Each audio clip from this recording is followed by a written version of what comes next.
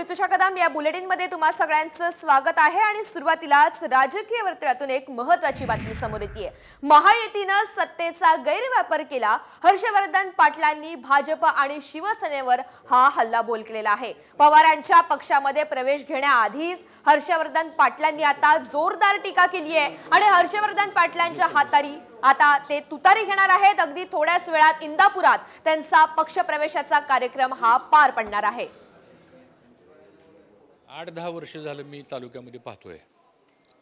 म्हणजे मी लोकप्रतिनिधी नाही म्हणून बोलतो अशातला भाग नाही काय, पण ही वस्तुस्थिती आहे की सर्व स्तरावरती इंदापूर तालुक्याची प्रगती ही खुंटलेली आहे।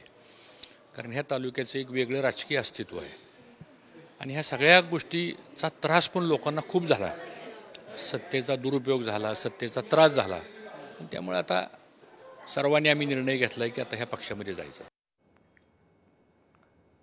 तर एकीकडे ही टीका होत असतानाच दुसरीकडे खासदार सुप्रिया सुळे राष्ट्रवादीचे इंदापूरमधील स्थानिक नेते भरत शहा यांच्या भेटीसाठी दाखल झाल्या।